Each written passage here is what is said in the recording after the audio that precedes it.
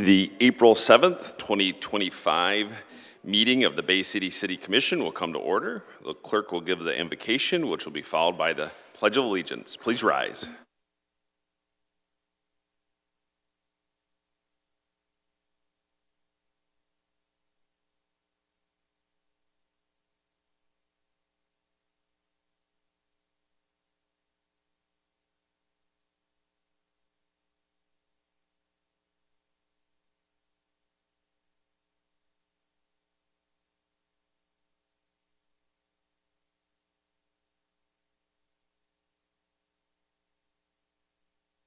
Will the clerk please call the roll? Commissioner Prince. Here. Coakley. Here. Bernie Obershaw. Here. Tenney. Here. Hilliker. Here. DeWitt. Here. Runberg. Here. Charlebois. Here. Morris. Here. And Mayor Gerard. Present, we have a quorum. Next order of business calls for a closed session regarding, we actually have three this evening. One is with the Warner Norcross Judge Attorneys to discuss legal opinion on UBP agreement. Second is closed session with Warner Norcross Judge Attorneys to discuss summons regarding Garsky Hewitt PLC versus UBP LLC and the City of Bay City. And lastly, the closed session with Warner Norcross Judge Attorneys to discuss status of revenue bonds. So is there a motion? Commissioner Prince? Motion to move to closed session. Is there a second? Commissioner Coakley? Second. All right. Is there any objections? Okay, we're going to do a roll call vote. Commissioner Coakley. Yes. Bernie Obershaw. Absolutely, yes. Tenney. Yes. Hilliker. Yes. DeWitt. Yes. Runberg. Yes. Charlebois. Yes. Morris. Yes. Prince. Yes. 9 yes. All right, we're going to closed session upstairs.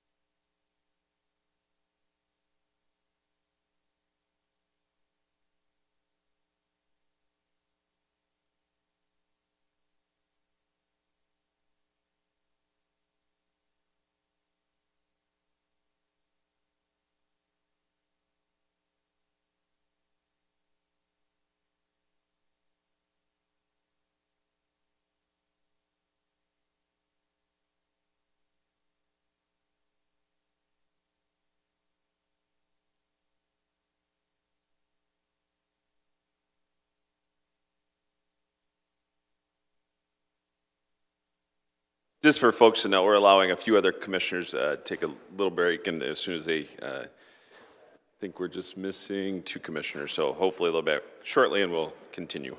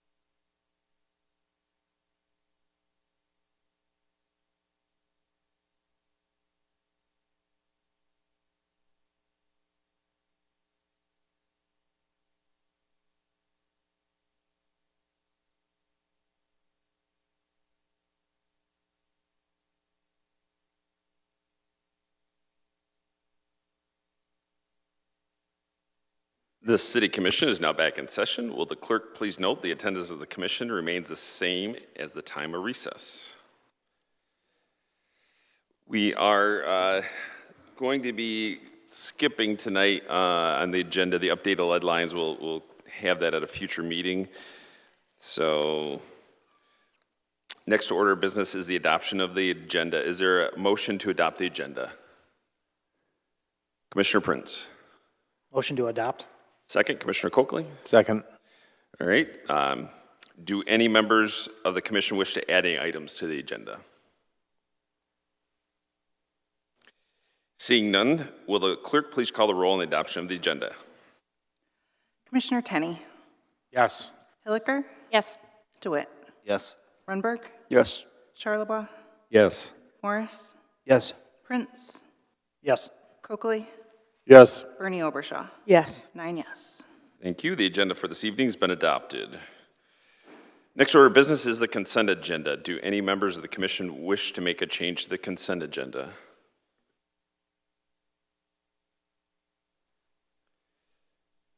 Okay, seeing none. Next order of business calls for public input on the consent agenda. This is the opportunity for citizens to remove an item from the consent for consideration on the regular agenda. If anyone in the audience wishes to make a change, please come to the microphone, print your name on the registration sheet, state your name and address for the record, and the item you wish to have considered on the regular agenda.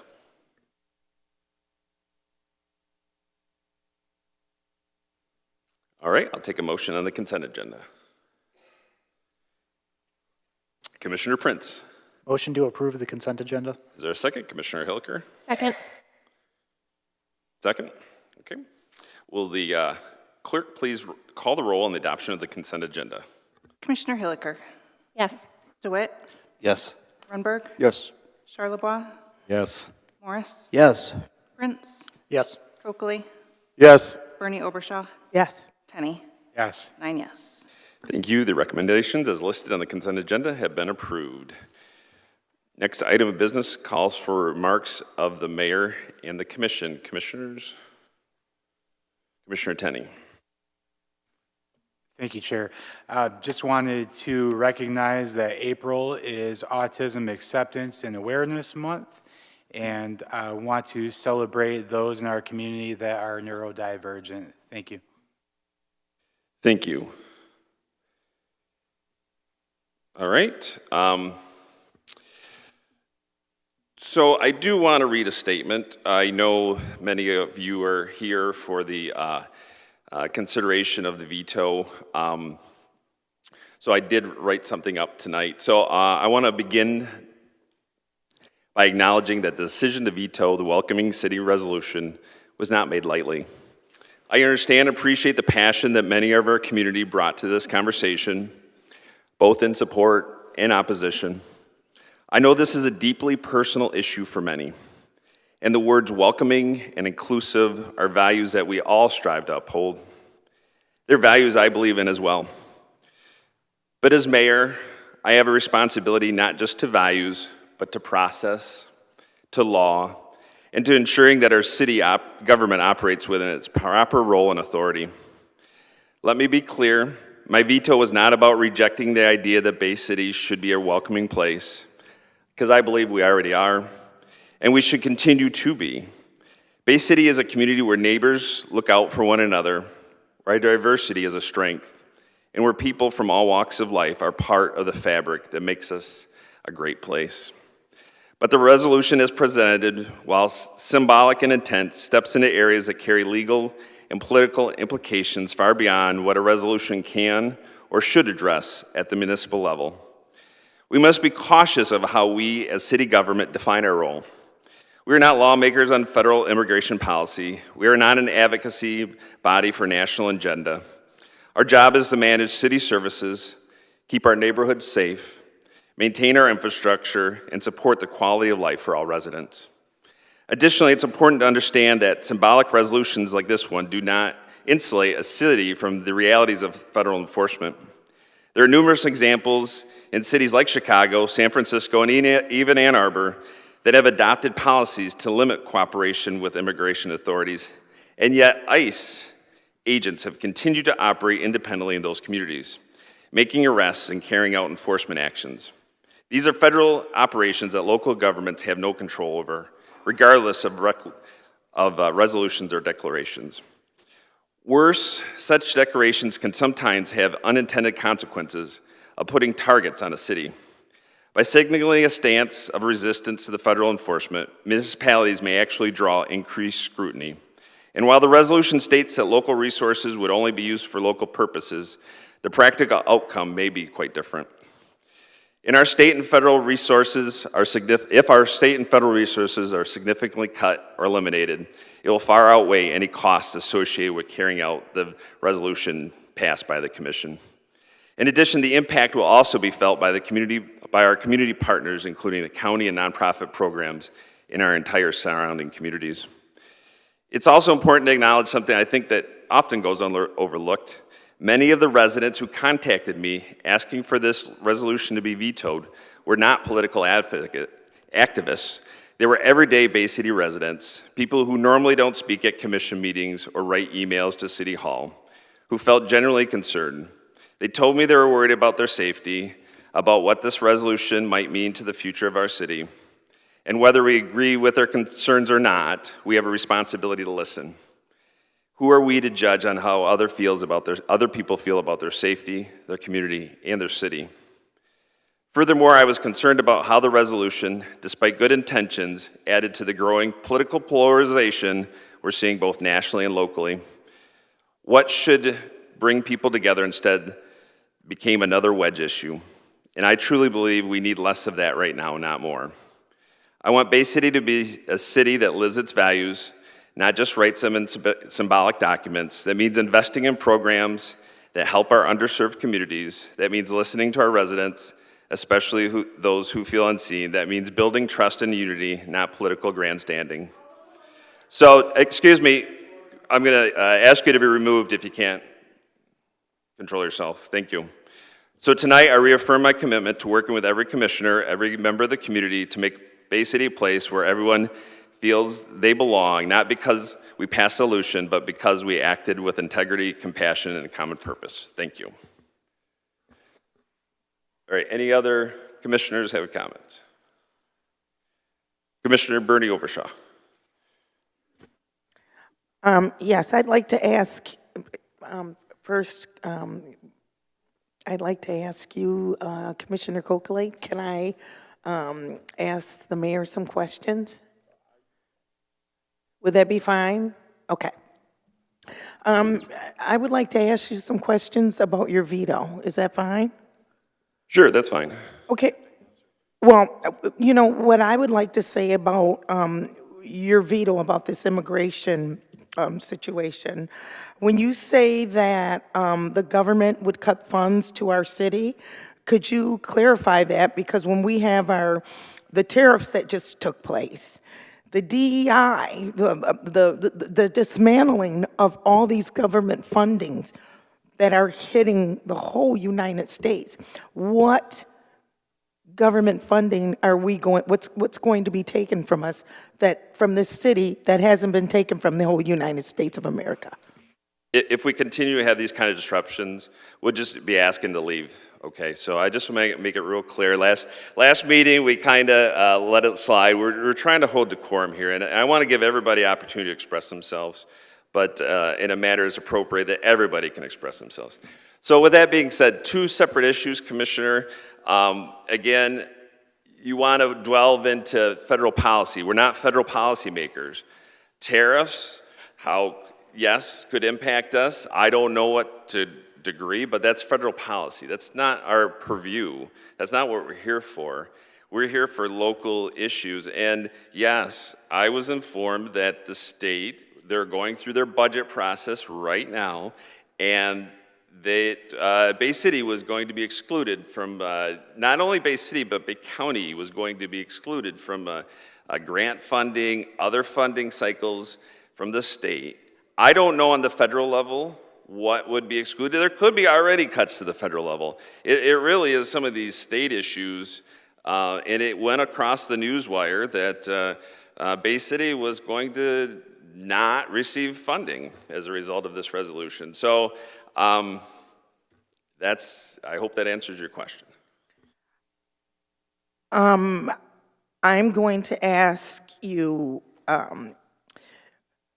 when you say that for the city's safety, when you say that you feel that your veto is, you're worried about the public safety. When you're saying that you're worried about the public safety and you're vetoing, that's the reason why you also were vetoing this. Are you saying you're worried about the public safety because they are immigrants, the legal ones, or how does this come in effect when it comes to the public safety? Because in Bay City, we have a lot of crime, and I don't see a lot of immigrants here, so I would like you to clarify that statement also. So the resolution was specific to local dollars spent on local resources. So I was, when I talked to public safety, it's about referring to the actual resolution that was before the commission body. So did residents contact me concerned about impact of public safety by becoming a welcoming city? Yes, absolutely. Do I have my personal feelings about it? Do I think it would impact us one way or another? I personally don't think so, but that doesn't mean that residents can't feel the way they do about public safety, and so that's why I said what I did. I have one last thing to say, and it's my opinion. When it comes to the police taking care of or being deputized to take care of illegal or legal immigration, the point of that matter is I feel that the government, that's a federal issue, and I think that the federal agency should take care of that. And I feel that our public safety officers should take care of what's within the city. Our funding should be used for our safety, the people of the city. Now, when it comes to arresting illegal and legal immigrants, we have a lot of legal immigrants that come here and help the farmers. They come here every year, farmers send for them, and they've been sending for their families for many years to work. Right now, China has put tariffs on our farming people that farm out in the counties. We stand to lose a lot in Michigan. Our farmers are going to lose a lot. People, all they see is immigration. Legal and illegal. Legal, I want you to be here. If you are illegal, if there's means to keep you here, that's fine. Michigan is getting ready to drown because you have people saying, lock them up, lock them up, lock them up, even when they're legal. We need to be welcoming. We don't need to stereotype people and not give them a chance to live and to be free. That's what we need our public safety to do, to stay public safety, to protect us, not to hinder, not to stereotype. We need them to protect our city. That's all I have to say. Thank you. Thank you, I agree. All right, any other comments? Commissioner Rundberg. Yeah, I wasn't going to comment at this portion of the meeting regarding this, but since we're talking about it, I do take issue with it being called symbolic because there is concrete actions that are a consequence of this. One being that we wouldn't be deputizing our police officers for a role that they're, one, not trained on, but two, we don't have the resources for, which could potentially open us up to wrongful detention suits, among other issues.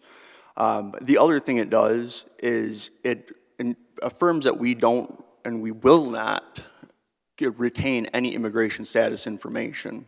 I have people that I know personally who are here legally working on their citizenship right now that are terrified to go outside of their house in our community because of the fact that they don't know what's going to happen. There was just an article out there about a lady who was reporting being assaulted, and because she had an issue with her documentation, instead of the officers helping her, she was detained for deportation.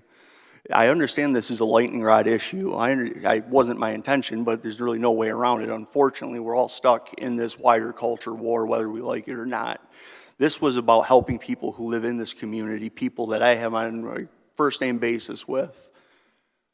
And look, we've all seen it. We've all heard the news. We've heard from Columbia University permanent resident Mahmoud Khalil. Apparently wasn't as permanent as he thought. He exercised his First Amendment rights. And what did that get him? Same goes for the Tufts University student who'd been detained for deportation because all she did was write an op-ed in her college newspaper. If that's not close enough for you, we have at CMU, ICE has been on CMU's campus now. They have revoked the student visas for both current and former members of the university. It's happening. We have people who are, even though they are here legally, are getting their visas revoked. We have people who are here legally who are terrified to go outside of their homes because they don't want to risk anything. I invited one particular resident to share their voice, but they're too afraid to. So that's what I have. Thank you. Thank you, Commissioner. And you know, I don't disagree with you. What's going on is disturbing, but at the same token, I'm deeply involved in making sure our city is functioning as a city. And in some of the instances you mentioned, ICE, this policy wasn't going to prevent ICE from happening. That assault document, or the assault story that you referenced, actually, the police had a similar policy as what you proposed. And unfortunately, in spite of the similar policy, she was still detained. So having a policy like this does not prevent what you're mentioning at all with ICE. They're still going to do, because a lot of references, we're going to follow state and federal laws. And so was it worth the risk to put a target and put more people at risk and to risk funding for our community? I thought not. And we're going to decide tonight whether or not the rest of the commission agrees. Any other comment? Commissioner DeWitt. I'm going to start with my other stuff. 6, 7, and 8 on the proposed officers that we just passed through the consent. 6, having a tree farm at James Clements will be a very interesting thing to see in 10 to 15 years when that comes to maturity. I'm very interested to see how they're going to build that up and work that around. As to number 7, I know last year I asked as a citizen about access to the facilities at Winona Park because of the issues that happened, and was told that there was no real plan at that point, and I'm glad to see we actually have a plan this year for this. Now, the only thing that I don't think has been done is sound equipment. Has that been clarified at all? Because I know sound equipment was not there either. As far as? Like there was, from what I understood from talking to someone who helped get some of the acts last year, there was no sound equipment available to even rent at Winona Park. They were told there was nothing available. There is sound equipment because Mr. Dice has claimed to some of those pieces that the theater had brought over to Winona Park. So there is some sound equipment. Okay, so that was just a timing thing then between them two. Yes. Okay, and then for number 8, for anyone who is not well versed with the very, very, very, very south end along the riverfront, this is down by the transparent plastic bag area, and you won't notice it if you don't drive into their parking lot. So this is not getting rid of a residential road. On to the actual ordinance that we've been talking about, though. The people who have been the most violent vitriol are the ones who have been supportive of the veto, and most of them have not been city residents. And I've been told multiple times by township residents that we need to bow the knee to the townships. Personally, I am tired of the city having to bow to the townships, and if they want to control us, I willingly await their annexation paperwork. All set, Commissioner? Commissioner Coakley. Had a lot of residents reaching out from McKinley Street pertaining to the trees that are being removed. I know the answer. I just want the city manager to echo it a little bit. Anybody who wants their trees to be replaced that are cut down, it's free of charge. It is free of charge. There's, I believe, a link that they can go to that they are provided to choose trees that are acceptable to the city that don't grow very large to make that big canopy going over. It is free in public safety, or I'm sorry, not public safety, they're not doing that. Electric department will install those trees if they contact them. There are some people that choose not to have trees in front of their homes, and that's their choice as well. I know a lot of residents are unaware that they can ask to have that done once they're removed, and I hear there's quite the selection of trees they have now. There is. It should have been in all of their paperwork they got from the city as far as the project details. The tree information was provided to them. Thank you. You're welcome. Commissioner Tenney. Thank you. Like some of my colleagues, I wasn't going to comment on this vote either, but here we are. So a couple of things. I think that it behooves us to prioritize what our constituents in the city want. So when it comes to my ward, I've heard overwhelming support for this. I've had one person that was an actual constituent, reportedly, that was against this. So I'm going to represent what my constituents want, and I'm concerned with this patriarchal attitude that we know better than the citizens and that we know better than the majority of a board. Very concerning. Also, we should be prioritizing our constituents over cameras, over aspirations for higher office, over our egos, and certainly prioritizing our constituents over neo-Nazis. So we look at evidence in the communities around us, like CMU that was mentioned, like Grand Valley State, like Jackson. They've had their sheriff's office deputized by ICE. There was a man down by Plymouth, Michigan, who was wrongfully detained by ICE. We see all of these instances going on, and our solution is what? What if we lose? How about we stop asking, what if we lose X, Y, and Z, and start asking, what if we don't fight every doggone day? What if we don't? And also, I would add that this should be a nonpartisan issue, because if you look at a couple of different tenets of conservatism, limiting government in their role and saving money, those are conservative principles. So the fact that this is being spun as some sort of partisan issue is also troubling to me. And I will just close by saying that you should either stand with traditionally marginalized people or stand aside. You should stand with the working class or get out of our way. Thank you. Okay, Commissioner Charlebois. Yes, as I said before, everything can't just come down to money. There's principle. And I think this resolution should be passed. We need one more vote. I wish I could appeal to 4 of you.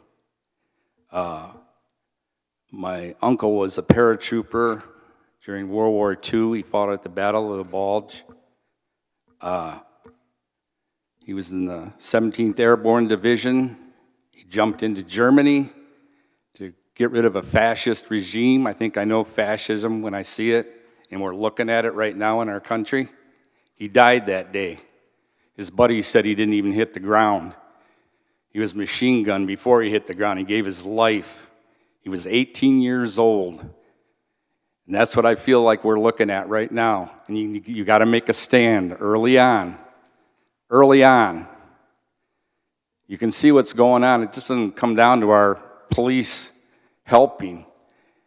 You can see where it's going. They're arresting, next thing you know, they're going to be arresting journalists because they did a bad story on them. It's already happening. The immigrant is the boogeyman today. They'll need something to sustain that. They'll be rounding up black women in a minute, or gay people. And you know how I feel, and I feel like we need at least one vote to override this veto and stand up on the right side of it now. Thank you. Any other commissioners? Commissioner Prince. So this is a tough issue. I'm not even quite sure if we're supposed to be talking about it because we're not on special order yet, but I feel like it's worthwhile addressing. If we can name one instance where there was an illegal, and there are a lot of illegal acts by the Trump administration, I'm the first to admit that, I monitor it for work, where this resolution would change what had happened, I'd be much more inclined to support it. But there is not one case in which this resolution would have changed the outcome in someone's case. ICE would have still come into the community, and they still would have arrested someone without due process. This changes none of that.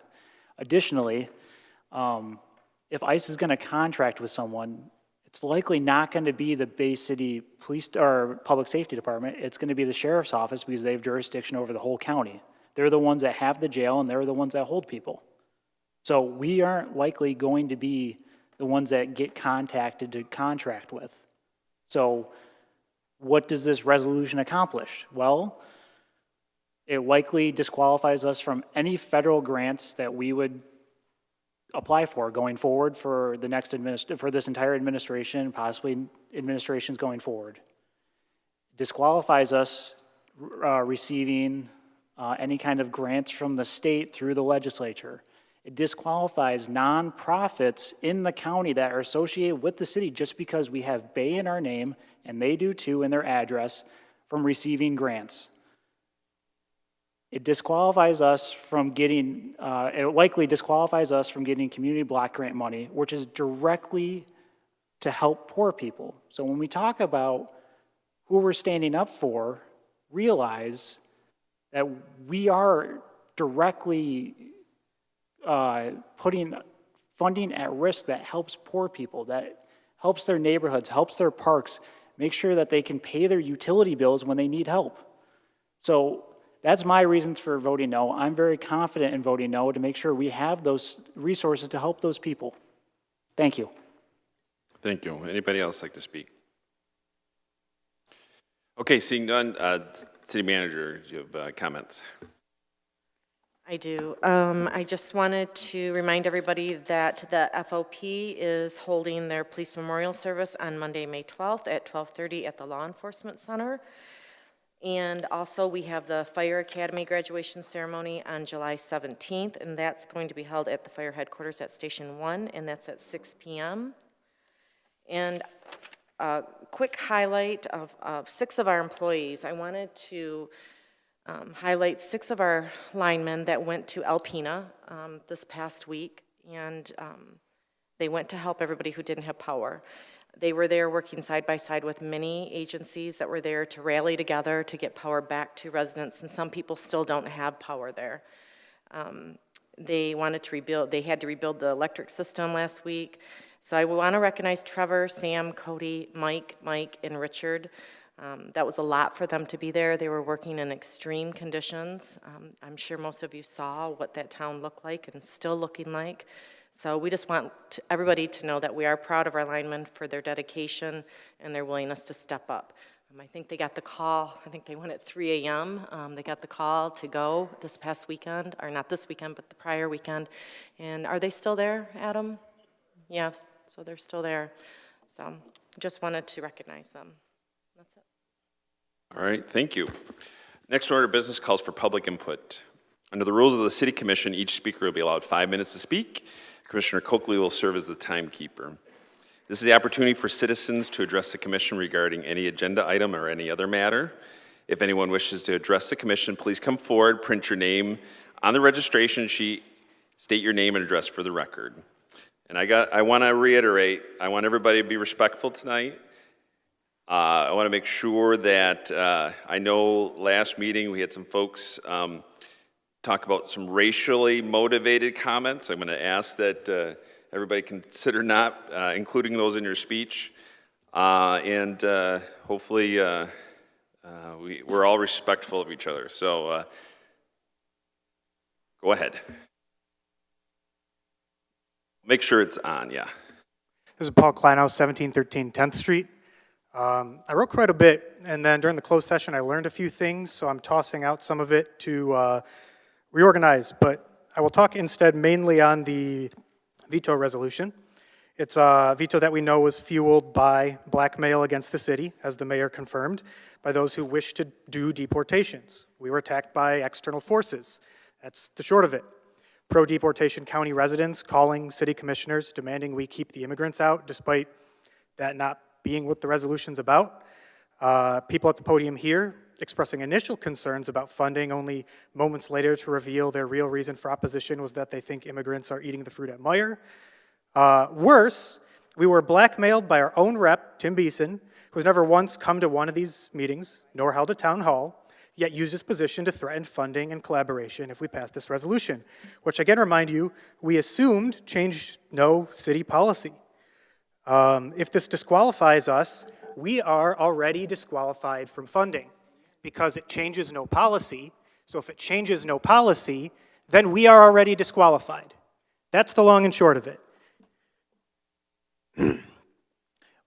So if it changes nothing, and we're already disqualified in theory, what do you think that means for Tim Beeson to do that, if our current policies are so unacceptable?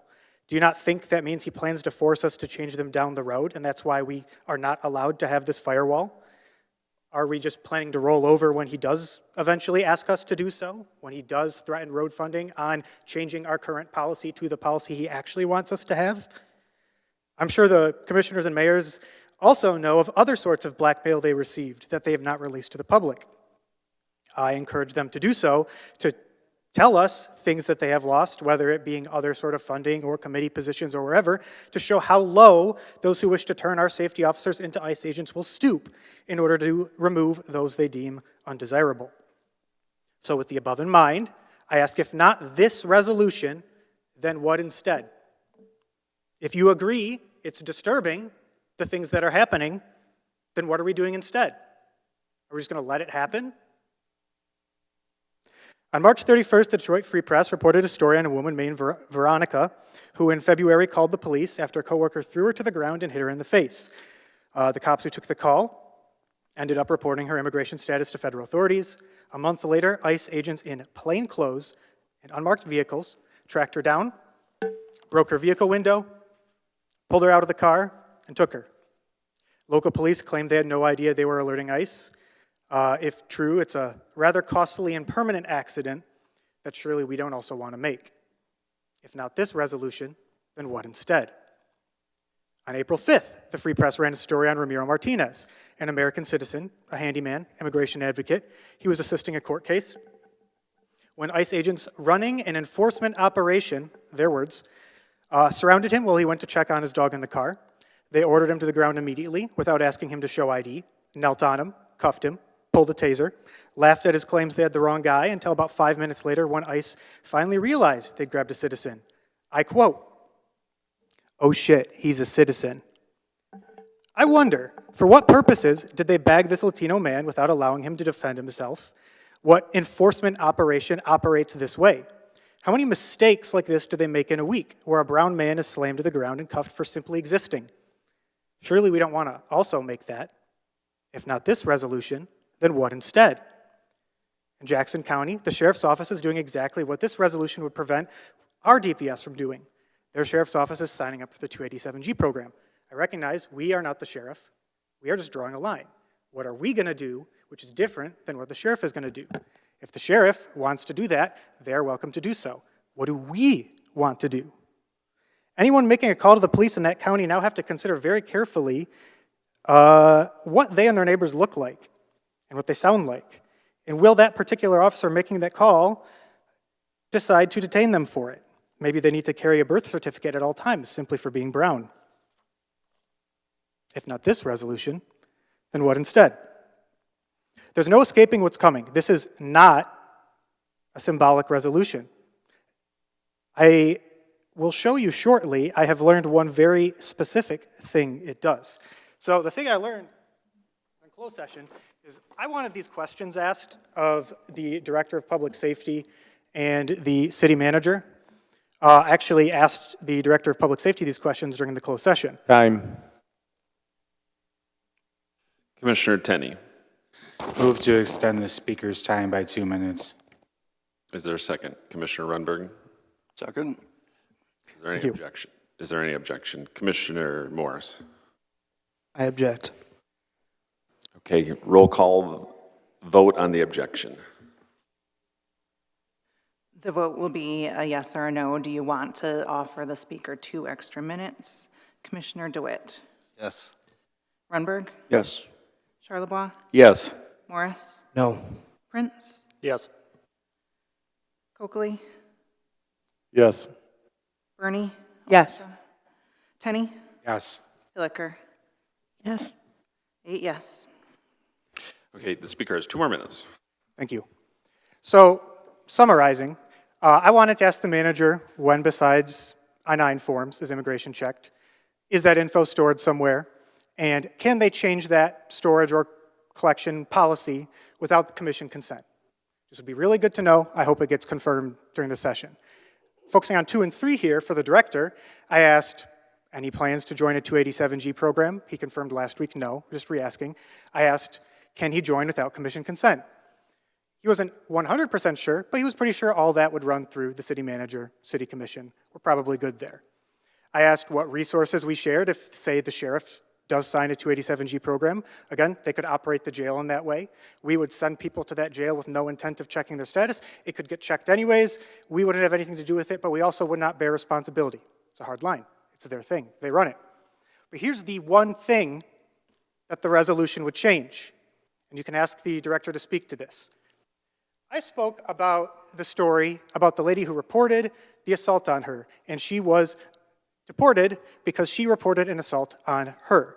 Now, whether the officer did that intentionally because he thought he was a vigilante, or because he did it accidentally, not understanding how his own programs worked, it was still against the local policy of that department.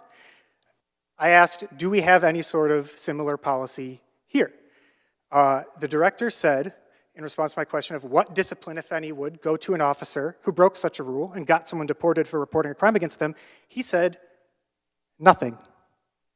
There is no rule. There is no penalty. Nothing would happen to that officer. So if it's not the thing they actually want to do, they don't want all their officers running that, but they also don't block them from doing that, and there's no punishment if anyone who does do that, then it's allowed. It's just a thing we can do. Like any officer at any time could just start running these things about anyone who reports a crime, and then oops, there they go off into an ICE van. That one thing would be blocked. Thank you.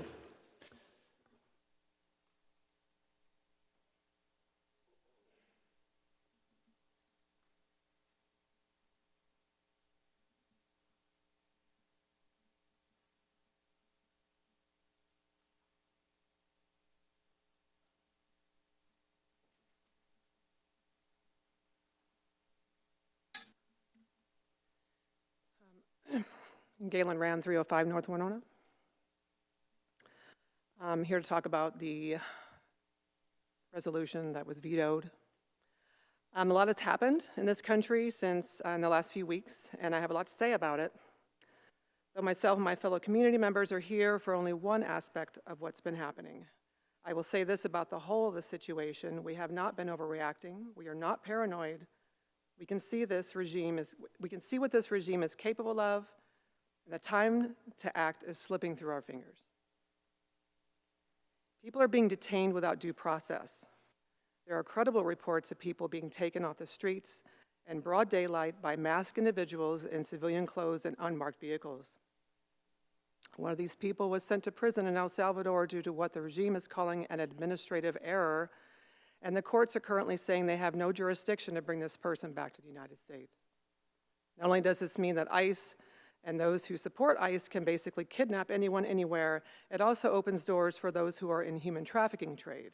And honestly, when you really look at what ICE is doing and where they're sending these people, that's basically what's going on.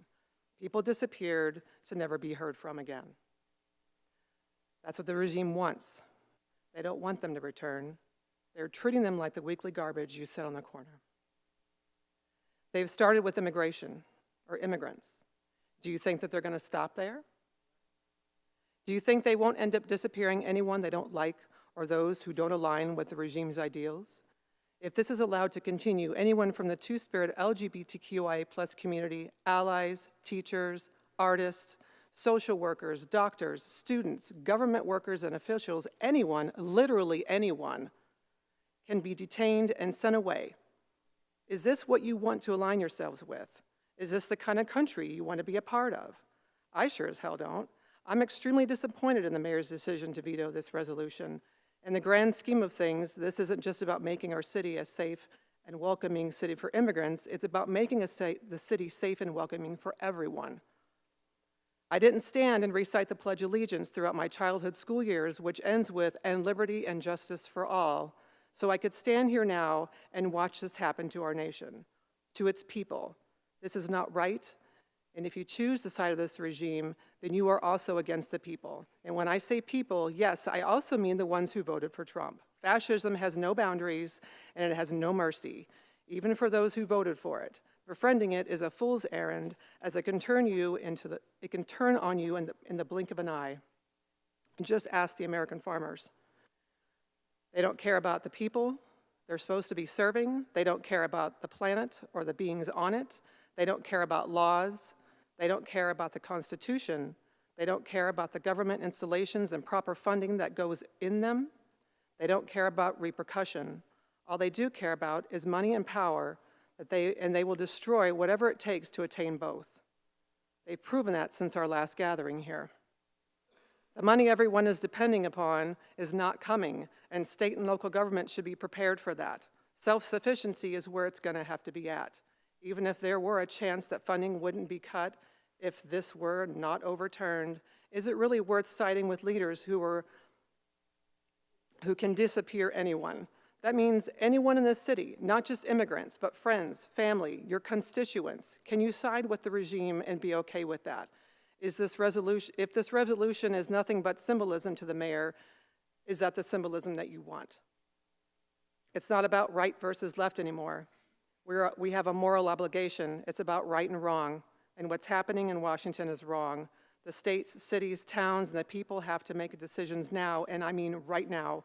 I pray for the sake of all our citizens, you make the right one, because there are some out there who have chosen to bend the knee, and the populations of those locations are suffering for it. I absolutely do not want to see that happen here. Please stand with us, fight with us. Our future and the future of our children depends on it. Thank you. Thank you.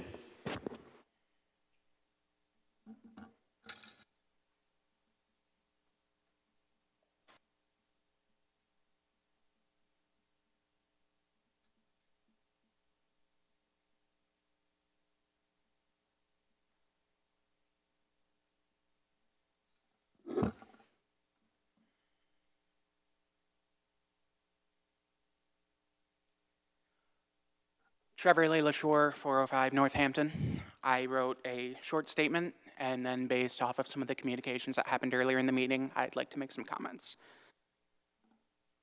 When I stood at this podium last, I spoke about the importance of community and who makes it, regardless of their legal status. Today, I'd like to speak on a similarly prescient and bipartisan topic of self-governance.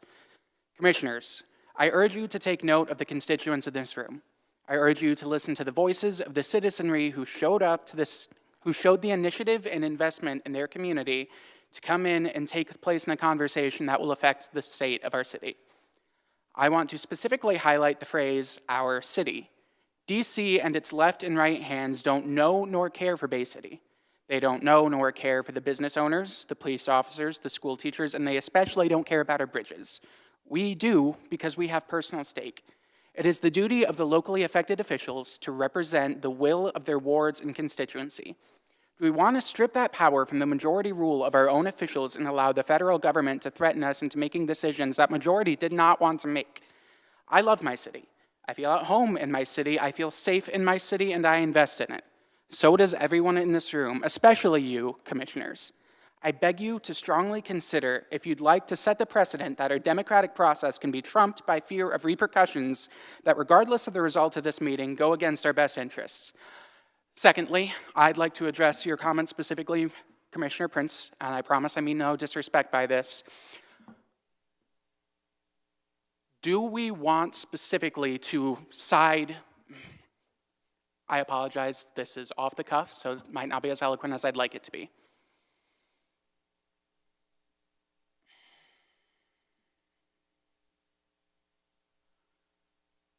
You said that you understand and believe in the illegal acts that the Trump administration is enacting, and I believe that you do.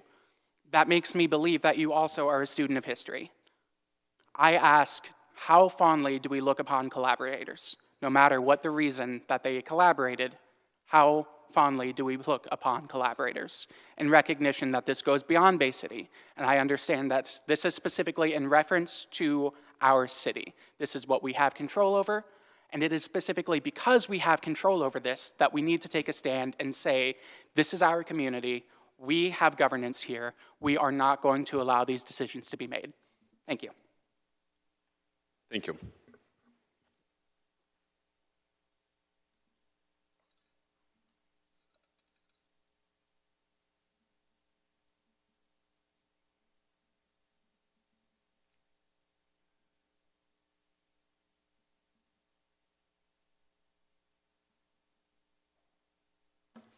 Wayne Barth, 1200 11th Street. I just made a short note. Thank you.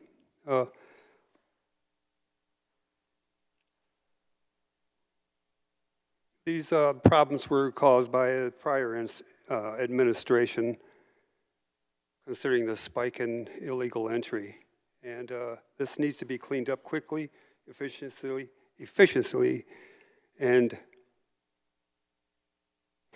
I'm sorry. Yeah. And delays in that process expose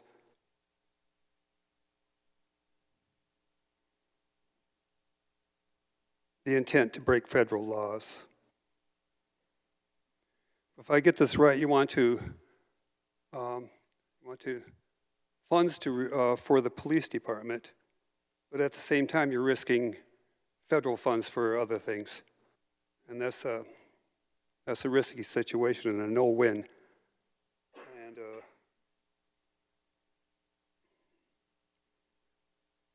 And God bless the beautiful people of different cultures that get caught between the laws and the illegal. But these laws have to be enforced to protect the citizens of this constitutional republic. Please do not override this veto. Thank you.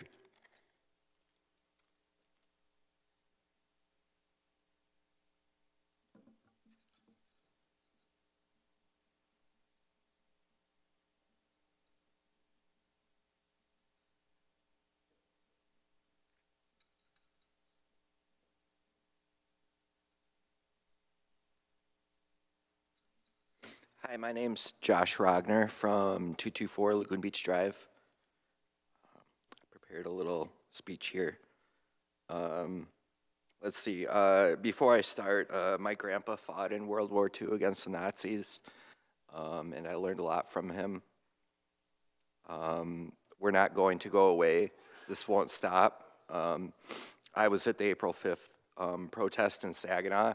volunteering, and we'll only grow stronger. And I felt the air change that day. So with that said, friends, neighbors, fellow residents of Bay City, we gather today to talk about the heart of our community.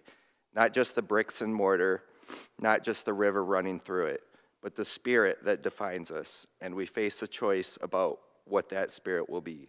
I believe fundamentally that Bay City thrives when it is a welcoming community, a place where everyone, regardless of their background, their beliefs, their struggles, or where they came from, feels they have a place. Where diversity isn't just tolerated, it is celebrated as the source of our strength, our resilience, our vibrancy. A welcoming community is one where we look out for each other, where empathy guides our actions, and where we recognize our shared humanity. Now I want to share something personal, because this isn't abstract for me. I live with schizophrenia. There have been times in my life when the world felt fractured, when stability seemed impossible, when holding down a job was beyond my capacity due to my illness. During those incredibly vulnerable times, it was Medicaid that provided the lifeline I needed. It allowed me to access doctors, medication, and the support that helped me regain my footing. And let me be crystal clear, this is not about money. This is about what that support represents. It represents a community saying, we see you, we understand that illness, hardship, vulnerability can touch anyone, and we will not let you fall through the cracks alone. Medicaid in that moment was the tangible proof of a community choosing compassion, choosing to uphold the dignity of one of its members. That is what a truly welcoming community does. It builds systems, formal and informal, grounded in mutual care. And that is precisely why we must be vigilant. Why we must actively hold fascism and the hatred and division it breeds in check. Because fascism is the antithesis of a welcoming community. It seeks to divide us, to pit neighbor against neighbor. It thrives on fear and scapegoating. It tells people that some belong and others do not. It targets the vulnerable, the different, the marginalized, the very people a compassionate community pledges to support. It whispers lies that solidarity is weakness, that cruelty is strength. It seeks to dismantle the empathy that binds us, replacing it with suspicion and hostility. When we allow fascist ideologies, ideas rooted in exclusion, discrimination, and the suppression of dissent to gain traction, we are actively undermining the very foundation of Bay City's potential. We erode trust, we make our neighbors feel unsafe, we betray that promise of community care that systems like Medicaid at their best represent. We betray the very idea that everyone here has inherent worth. Holding fascists in check isn't about restricting legitimate debate. It's about refusing to normalize hatred. It's about standing up clearly and unequivocally for the values of inclusion, respect, and mutual support. It's about ensuring that Bay City remains a place where someone like me facing a health crisis finds support, not suspicion. Where newcomers are greeted with curiosity, not contempt. Where diversity is our strength, not a point of division. So let us commit together right here, right now. Let's commit to being that welcoming Bay City. Let's speak out against the hate when we see it. Let's support our neighbors, especially the most vulnerable. Let's strengthen the bonds of community that fascism seeks to sever. Let's teach our children the values of empathy and respect. Let Bay City be known not just for its history or its landmarks. Commissioner Runberg. Move to provide the speaker 2 more minutes. Is there a second? Commissioner Tenney? Second. Is there any objection? Seeing none, the speaker has 2 more minutes. Thank you. I'm almost done. Let Bay City be known not just for its history or landmarks, but for its heart. A heart that is open, compassionate, and fiercely protective of everyone who calls this place home. Let's stand united against division and ensure that spirit of welcoming, the spirit of mutual care defines our future. Thank you. Thank you.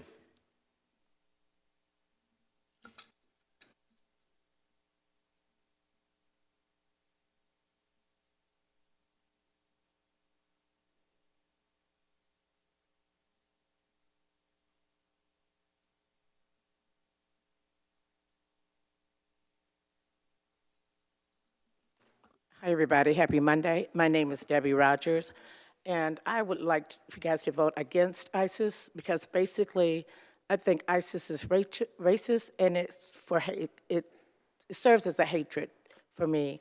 I think you start out with the immigrants, but immigrants build America.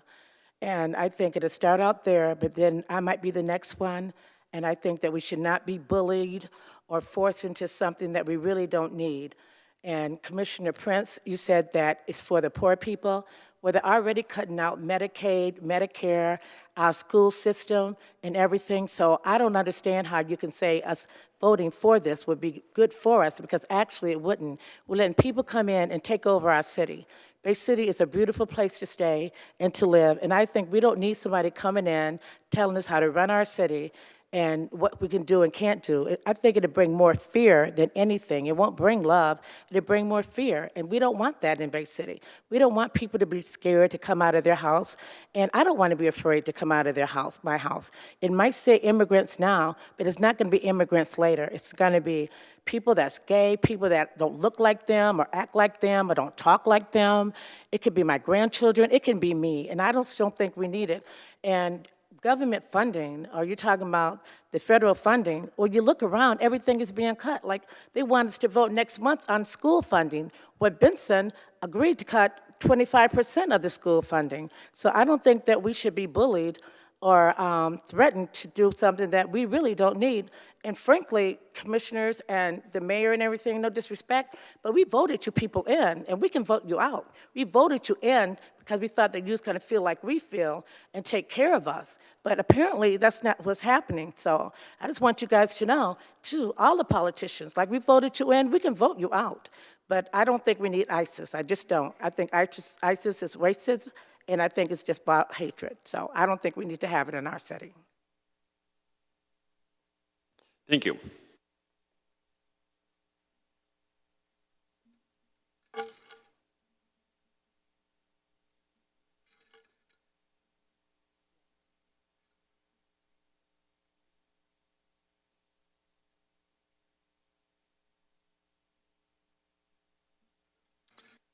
Nicole Gross, 3102 West Shore Drive.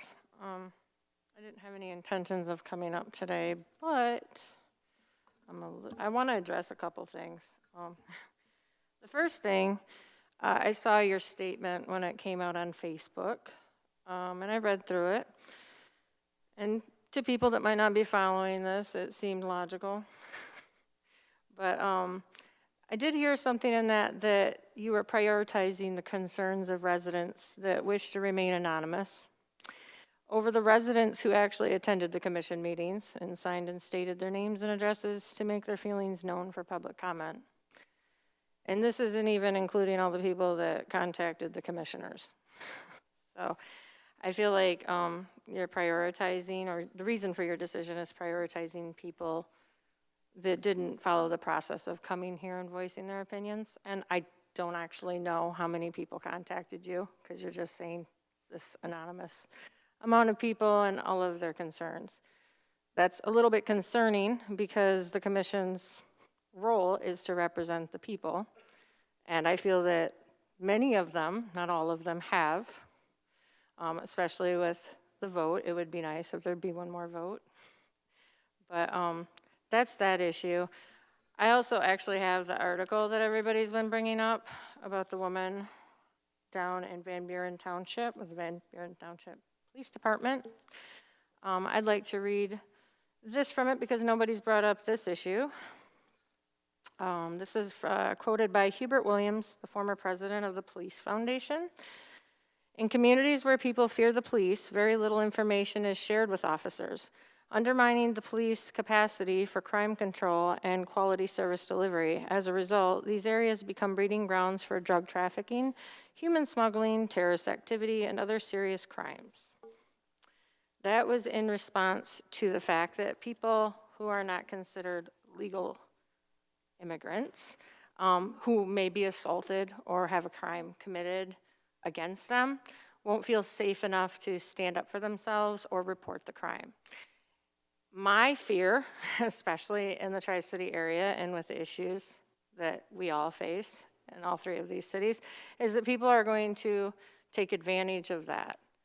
That fear of not coming forward is going to leave more victims. It's not going to lessen it. It's not going to make here more safe, because it'll be easier to victimize people who are afraid of coming forward. And I represent the poor community, so I'm like one of the many representations of the poor community in this city. I was born and raised here, and thought I would get out, and I'm back, and I'm struggling as I was before. I don't really understand where you're coming from, that we want to protect funding for poor people when there was none. For 4 of my years in homelessness, 3 of them were spent here. And I would call 211 because that's everybody's go-to call, 211. And 211 would refer me to churches and to nonprofits and to all these agencies that were supposed to help somebody in my situation because I was qualified. And they would go, I don't know why our number was given or why it's being listed. We don't have any funding, we don't have any funding. And it didn't matter what time of the year. I knew when the fiscal money came in. I got on it, I called them, it was the same thing. I didn't receive help. I'm a poor person. And I think if poor people received help here in Bay City, we wouldn't have such a problem with the homeless. People that are poor are backsliding into homelessness. People that are working full-time jobs are right on the precipice of homelessness. Okay, so this whole, I don't want to cut the funding. What is the funding for? Because I am a poor person and I have not, I haven't received any help. Not unless somebody's, nominated me for Christmas help. I get help maybe once a year. But I haven't received utility assistance. I haven't received rental assistance. And the more that I try to work and take care of myself and my family and provide for myself and not be dependent, the less help there actually is out there, and I'm still in need of it.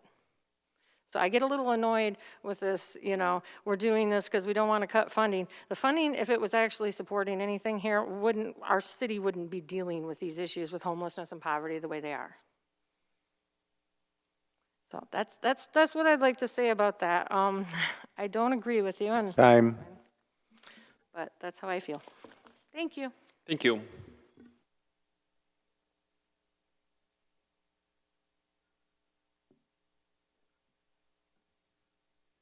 I guess I need to ask a question before I even sign in. I actually live just outside the city. Am I allowed? Anybody's allowed to speak, just state your name and address. And All right, that's all I wanted to know.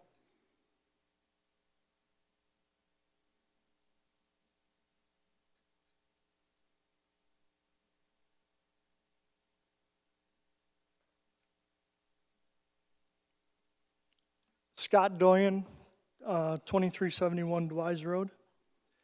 I am actually a contractor, and I do probably 80% of my work in the city of Bay City.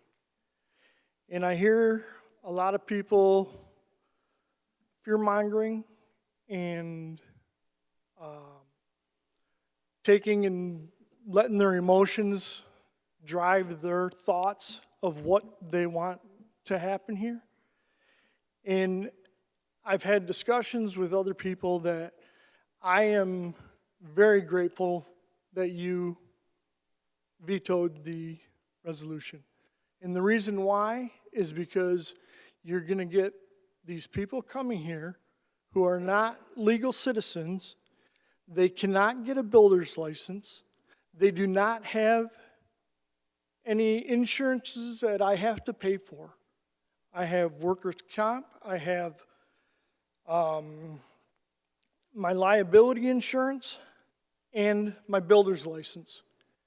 And these people are going to come here, and they are going to be stealing jobs from me because I have to get the license, and these people are going to be bidding way less than I can because they don't have any of it. Now, we need to really think about this because we have these businesses in place already, and it's already a lot of people that are fighting for the same job. So I think we need to step back and not look at that you're being mean to anybody. All it is we're trying to make sure that everything that we have here in Bay City gets to get what it deserves. And that's the money for the grants for the county that we're going to be cut because of becoming a welcoming city. And we don't need to lose money. And I hear people saying, well, what are we going to lose? Well, there's a whole bunch of projects that the county is actually trying to get funding for. They have the dredging of the Caucalan River. That's a $1.9 million grant to help get the watershed. That money would be gone. And there's a lot of good jobs that come to town with that dredging of that river. It's actually the largest watershed in southern Michigan, with all the arbitraries of the water that runs out of here. Now, again, Mayor, I applaud you for your veto, and I hope that the other 4 stay strong. Thank you.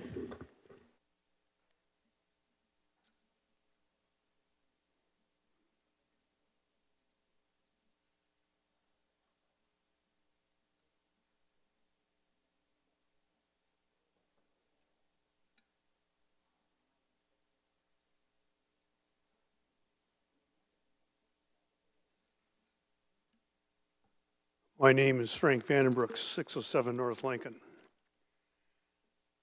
This resolution is offensive and an insult to the police department. We had the public safety director tell us that no officers are deputized by ICE, nor will they be. The police department does not stop and frisk. They do not ask people for proof of citizenship when talking to them or in a traffic stop. We have a very professional and dedicated police department. They don't need to be told how to do the job, especially by somebody who's never been on the job. Some of the ramifications of this resolution, we're going to lose the loss of state and federal funding. It will affect the police and fire departments, the electrical and water systems, roadways, and the schools. It will affect Bay County along with Bay City. It will reflect our relations with surrounding counties and cities. Now, to replace these lost monies, probably be an increase in taxes, and causing people and businesses to move out of Bay City. Our job as commissioners, you're supposed to protect taxpayers and residents of Bay City, not make life difficult and expensive for them. I applaud your veto. Thank you. Thank you.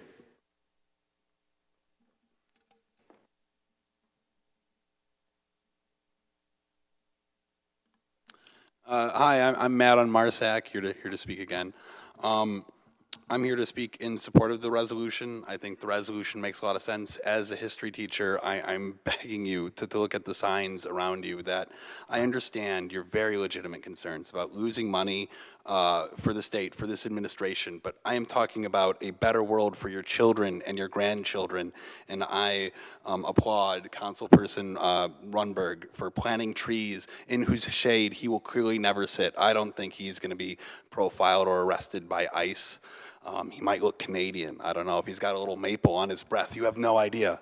You'd have no idea. But I am asking the people on this board. I know you guys are good people. I know Mr. Prince is a good person and that Miss Hilliker is a good person. And I don't know Craig or Cordell, but I'd be happy to meet you guys. I'm very pleasant. I'm good with coffee. Fun. Okay, enough about me. You guys, I know you guys have the moral integrity to see what is wrong with this administration, the crimes they're doing, the fact that they are letting themselves, an illegal immigrant Elon Musk, destroy the jobs and the livelihoods of your fellow countrymen is disgusting.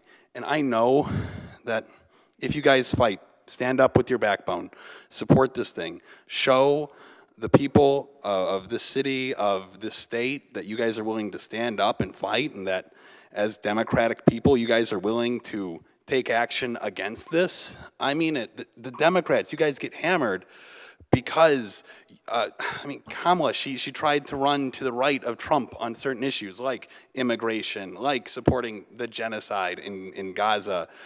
If you act, people will stand by you and support you. If you do nothing, this fascism, this monstrous apathy will devour you. And that, who, can I cuss? Okay, no, I can't. She couldn't? Who's she? Oh, she couldn't? That's bullshit. Okay. I'm sorry, but who the fuck is Timmy Benson blackmailing our mayor? I'm sorry, mister, you're my mayor. If anybody blackmails you, tell me next time. I'll try to deal with it. But Jesus fucking Christ, who the fuck blackmails our city? I don't know who Timmy Benson is, but I hope he chokes on a bag of dicks and dies.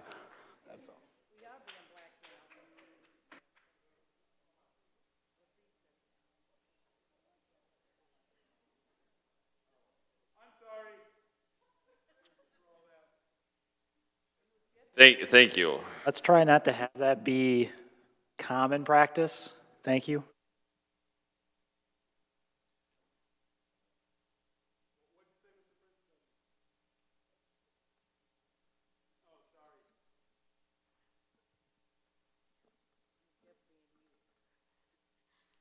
I don't know how to go after that. My name is Zoe Schwab. I'm kind of on the outskirts of the city. I'm at 2871 Boy Scout Road, but I wasn't planning on speaking. I didn't honestly know I could speak, but I didn't really prepare anything, and I'm a little nervous, but I think it's important to speak at times like this, even when you don't want to, even when you're scared to, even if you think that people around you aren't going to hold you into their highest regards for it. My only concern, well, I have a lot of concerns, but the one at the forefront of my mind is, when did we stop being a community? I feel like the American way of individualization has made us all so selfish in the way of, this is my money, this is my property, this is my life, and no one's gonna take it away from me. When it used to be, this is our life, this is our town, this is our city, and we work together. And anyone who comes in and tries to take it away from us isn't gonna be able to do that because we stand up together. I understand that there's divide in a lot of things right now, but I've seen Bay City from such a strong place. And that's when everyone stands up together and says, this is our city and no one's gonna take this from us. We're not that city, we're not this city, we're Bay City. We're strong in what we do, we know what we do, and we work together as a team to figure it out. When we stand alone as a person and look at these things personally, I feel like it becomes one way or another. But when we look at everything as a group, and when we stand together as a group, everything becomes so easy. And I think as a group, we need to stand up for everyone. Not just stand up for us, not just stand up for our lives simply, but to stand up for everyone's lives. Because everyone deserves to be in a place like Bay City. And I don't want to see people afraid to be in Bay City. Thank you.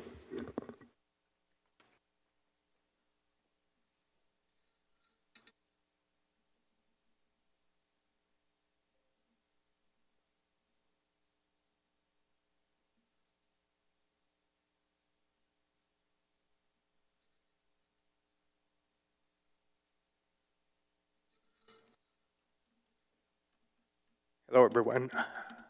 I'm Mike Vincent, 619 North Lincoln. I see family, friends in front of me, and I've seen some behind me. I've lived in Bay City for 35 years now. So please know that every word that I'm about to say, I do so with the utmost respect. And if some of you are going to disagree with me, and if it seems I'm being disrespectful, please at least know that I purposely waited until the TV guy left. 2 months ago, it seemed to be in Bay City that no one was worrying about illegal immigrants committing crimes in Bay City. 2 months ago, nobody in Bay City was worried about illegal immigrants being in Bay City. Last month, the current President of the United States presented Bay City with two choices: pay for ICE officers to sweep your town and share your resources to do it, or all of your federal funding will be cut. We all saw the news this past month. 238 supposed Venezuelan gangsters, hands and legs shackled, heads pushed to the ground so their faces could not be seen, stuffed onto planes, and shipped to a prison in El Salvador, near the Earth's equator. We might have heard the administration's own admission that at least 44 of those men had no criminal records. At least 44. We might have heard the current administration rationalize this on record by explaining that, quote, the fact that they have no criminal records only goes to show that they are skilled criminals. We might have heard the only evidence the administration has offered to the public thus far is that the men had tattoos which resembled those worn by Venezuelan gang members. Tattoos. We heard just 3 weeks ago that a former prison in Michigan's Upper Peninsula, notorious for its own abuses, is scheduled to reopen immediately as a for-profit immigration detention facility. A for-profit immigration detention facility. Now again, I have a question to pose to the commission, and I promise you I do so with the utmost respect, particularly for commissioners. When you begin to see your fellow citizens dragged from their homes, shackled, stuffed on planes or buses, and shipped to a detention facility in the Upper Peninsula, will you feel terrible and take the guilt to your graves? Some human beings do that. Or will you do the other human thing? Rationalize it.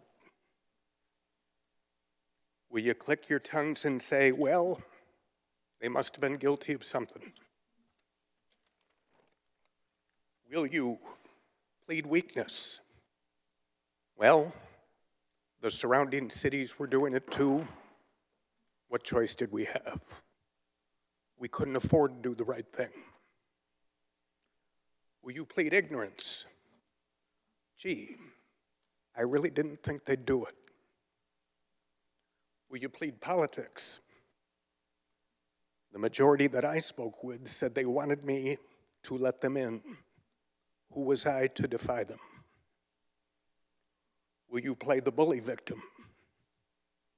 ICE was going to come anyway. Why not save the money and give them the support they demanded? Will you help spread the paranoia? If we didn't help the president terrorize our fellow citizens, we might have been overrun by the monsters he speaks about every day. I think this is the oldest political con in the world. Choice A, give me your principles. Commissioner Prince. Motion to extend by 2 minutes. Okay, Commissioner Coakley. Second. Any objection? Seeing none, you have 2 more minutes. Thank you. The oldest con in the world. Choice A, give me your principles, your integrity, money you can't afford, and resources you can't spare to do something that you know in your minds and your hearts is wrong.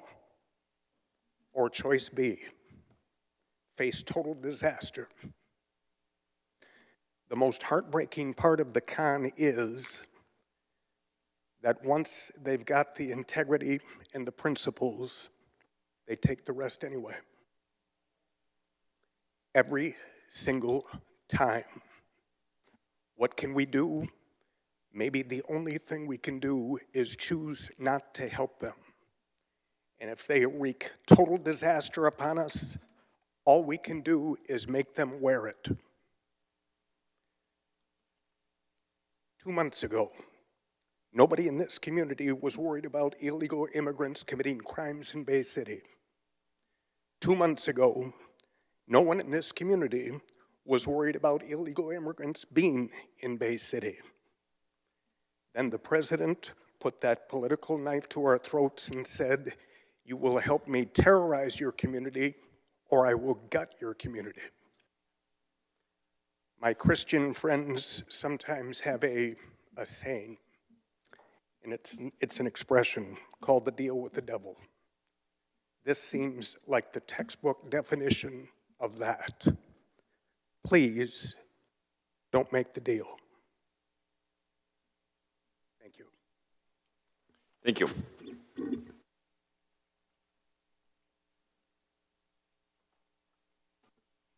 Good evening. My name is Dale Gizak, and even though I was told by commissioners today that I do not have a voice because I am not a city resident. You need to state your address. 2285 Baltel Road, Linwood, Michigan. I was told today by a couple commissioners I did not have a voice today because I was a county resident. But I was born in Mercy Hospital. I lived and played in Bay City all my life. I'm a 25-year union mechanic, working in the city of Bay City, for the city of Bay City. So I do feel I have a voice. I'm also a vet. But what I want to ask you today is, what does the word illegal mean? Are we going to overlook illegal? So is it going to be legal to illegally commit a murder? I mean, where is it going to stop? How do we teach our kids? I mean, illegal is illegal. And I am not against immigration whatsoever. Come in through the front door, not under the fence. I just want you guys to think before you vote on this, analyze the word illegal, and let's stay with the law. I mean, where will it stop? That's all. Thank you. Thank you.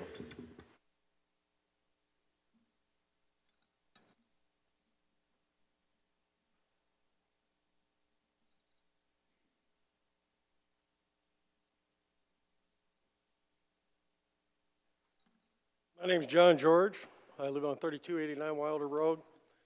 And I'd like to just say that when you let criminals get away with things, they go to do something else different, more.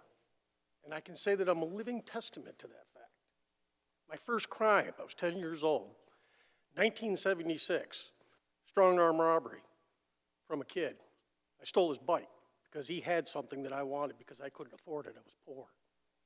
He was teasing me. It wasn't my intent to take it at first, but I couldn't take the tease. I was done. But I didn't get in no trouble. I had 6 months non-reporting probation. I said, wow.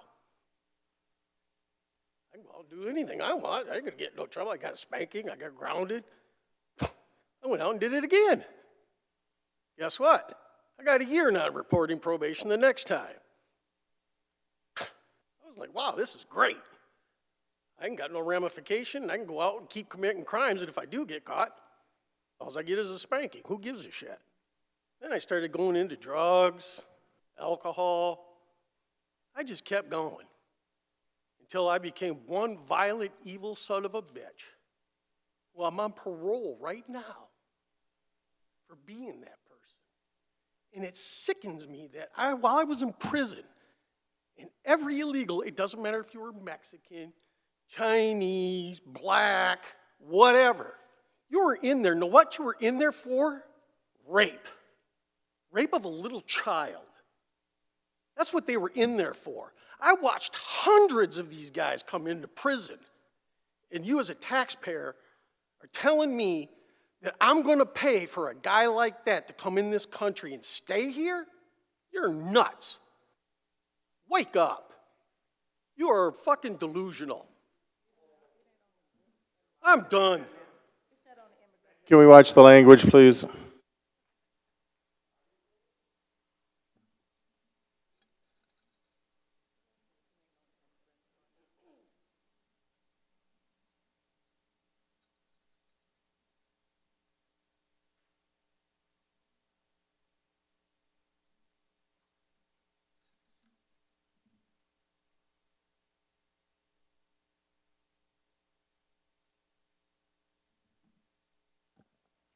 Good evening.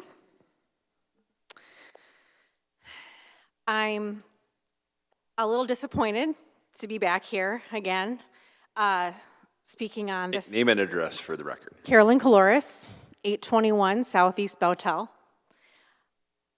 I'm disappointed to be back here again, talking about this again. I am very proud of our commissioners for voting in support of the resolution. I'm disappointed in the veto. I'm not going to tell you that immigrants are people with fully fledged hopes, dreams, fears, and ambitions, and that immigrants make our community stronger. You know these things. You are reasonable people with a conscience and a soul. I do believe that.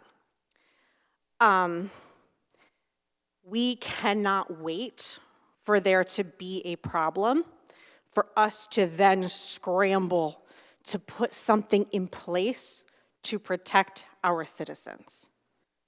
Do not wait. Commissioner Morris, Commissioner Hilliker, Commissioner Prince, Commissioner Coakley, speaking on a point that our community member Paul said, what is our plan? If not this plan, I want you to think about this. What is our plan? I know there's the big scary threat from our federal government that they could potentially pull funding, which they already are. They would have to do the same to Lansing, Ann Arbor, Detroit, Grand Rapids, and Bay City, Michigan. I want you to think about the funding is going away anyway. And what is the plan to protect our citizens from these horrors that we are hearing about and are happening? They are happening. I'm not trying to scare us. I'm not trying to scare people, fearmonger. I just encourage you today to have courage and say, you know what? I know this is right. I know this is right. And I know there's a big scary threat of the funding being pulled. And that's kind of what I've heard from the consensus from the last meeting. I just encourage you, please have courage. You know what the right thing is to do. Thank you. Thank you.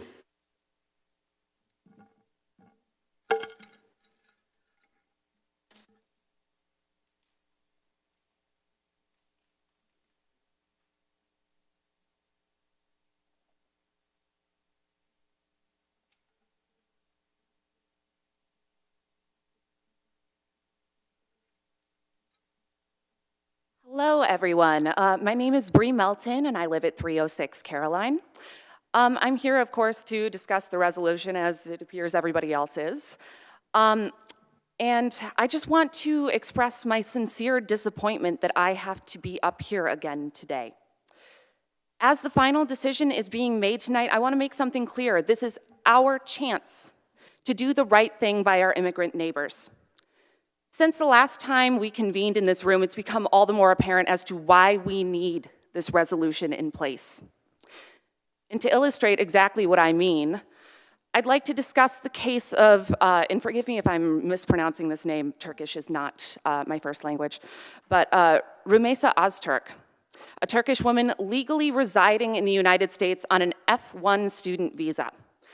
I would like to emphasize that Ms. Öztürk was here legally for the apparent crime of co-authoring an op-ed in her university newspaper a year ago that our presidential administration just so happened to disagree with.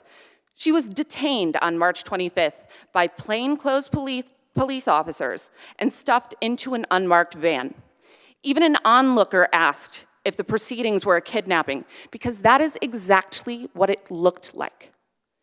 Ms. Öztürk went missing for 24 hours with not even her lawyer knowing where she was until it was revealed that she had been moved to a Louisiana ICE detention center 1,500 miles away from her Boston apartment.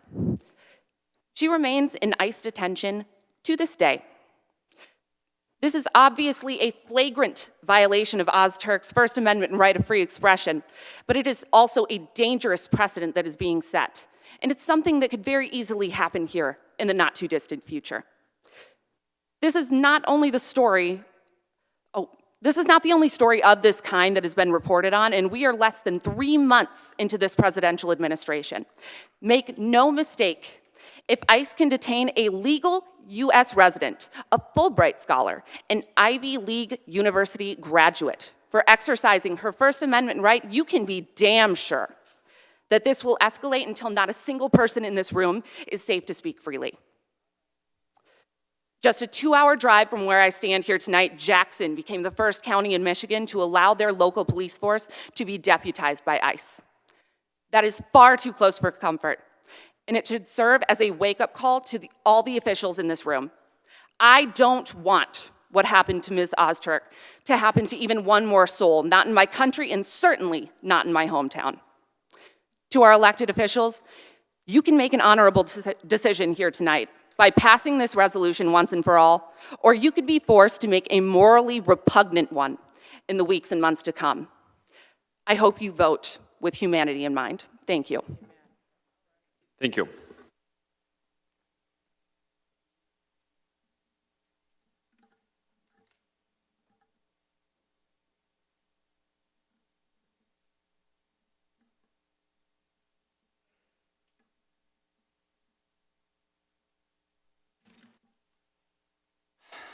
My name is DeLorean King, 305 North Winona.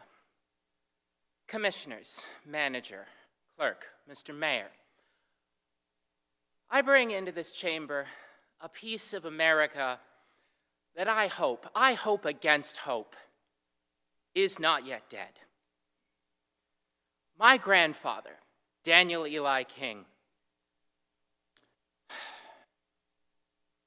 he committed an illegal act when he was a fair bit younger than I am now.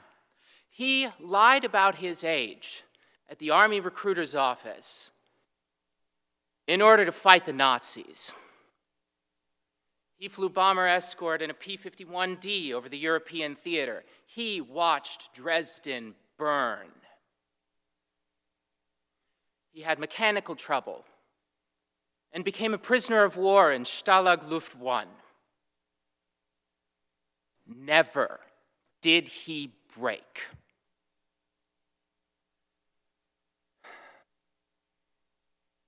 He was eventually liberated and sired my father among all of my other aunts and uncles.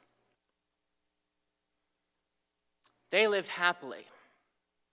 My grandfather lived to be a full century-year-old. He died on my 29th birthday, and I am equally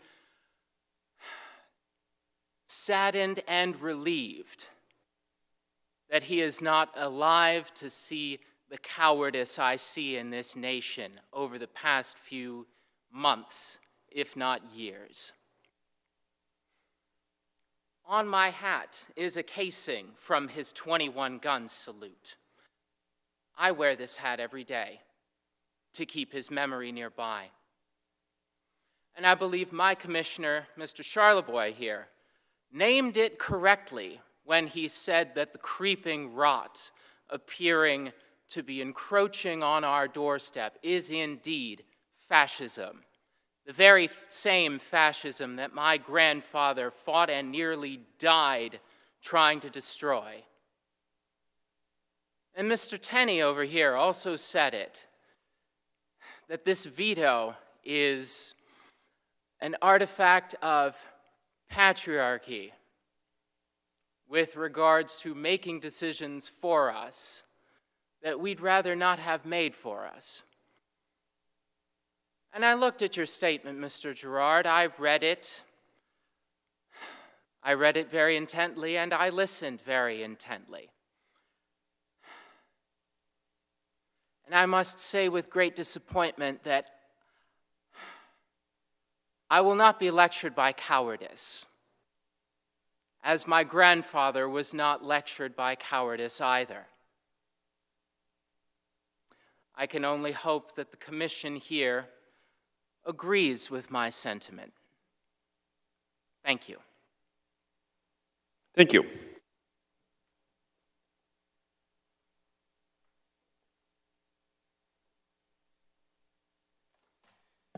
Here we are again.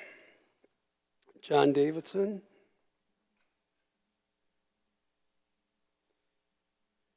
Bay City, Michigan, of course. What's your exact address? 1218 Marsac, sir. Thank you for reminding me.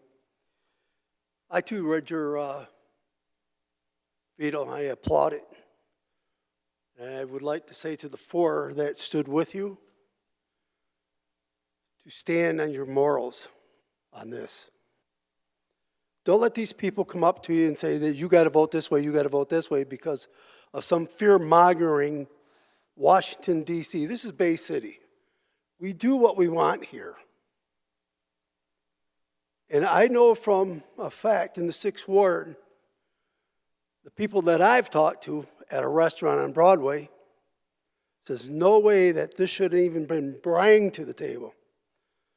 Talking to a fellow member Democrat, and I don't mean partisan here, said he was at the meeting when a few commissioners said that they were going to bring this forward. The party said, table it. This is not a road you want to go down, gentlemen. I hear fear-mongering and fascists in D.C., and the fascism's here. Who is the person calling who a fascism? Is the person that's saying fascism is the fascism? Got to follow me. I would like just to say to the four that stood against this, to stay against it. My heart went out to the young lady that said she's partially homeless or still homeless. Where are you going to get your money if these places can't get their funding because of a resolution like this? And anybody else that comes into this community that looks for funding. I'm not talking. Please, you Mr. you can't address the crowd. Yep. That's looking for funding to feed their kids. What happens if these organizations lose their funding? No, they haven't. Thank you. Thank you. Can you guys hear me okay?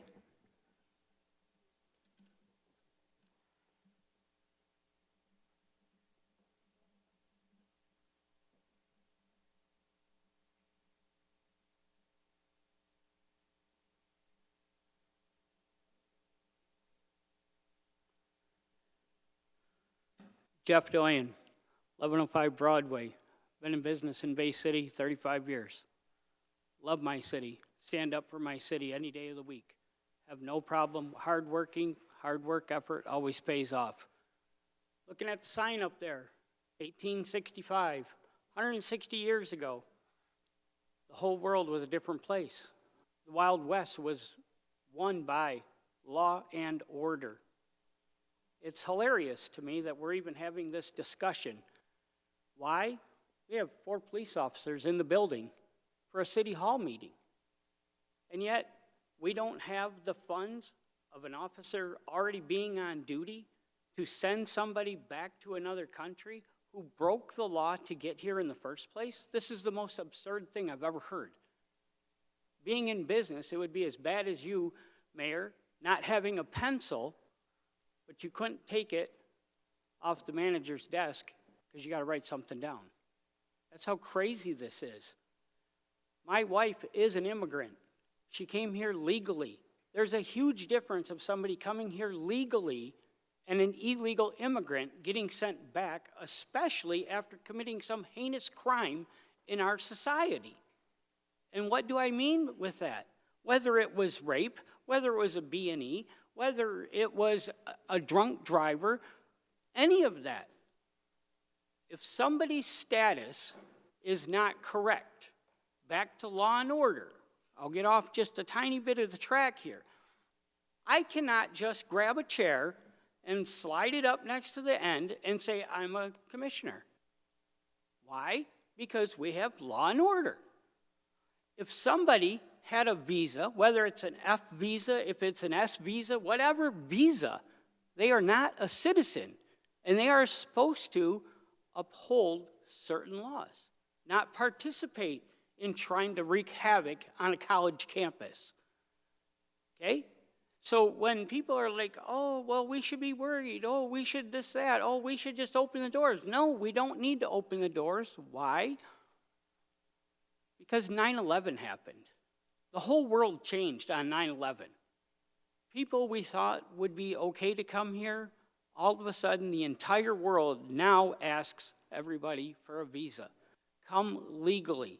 Try to come here with right paperwork.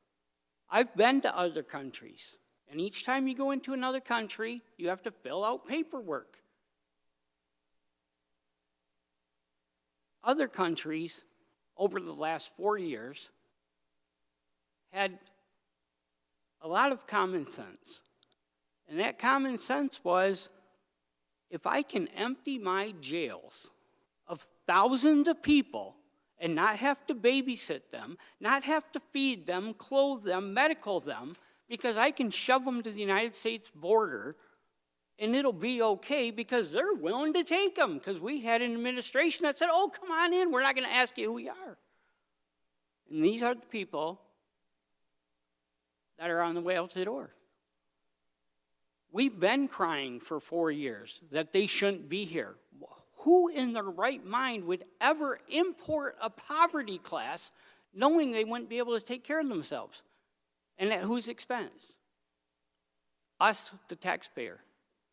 We don't need the nonsense. Let them go home. Let us take our resources and stick it into the city of Bay City. How about potholes? That'd be nice. We're having a meeting on whether we should get rid of people who weren't supposed to be here in the first place because they didn't fill out paperwork properly.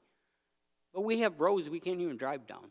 We sold bridges off because we couldn't afford them. But somehow we're supposed to afford illegal immigrants that are going to stress our schools, because if one family comes in with 5 kids and they show up, they get free breakfast, they get free lunch at school. These are our resources. I've seen a lot of people come up here and say all this stuff about the community, but like we're supposed to give it to the illegals. This is crazy. You don't run business like this. We shouldn't be running our city like this. Let's be efficient.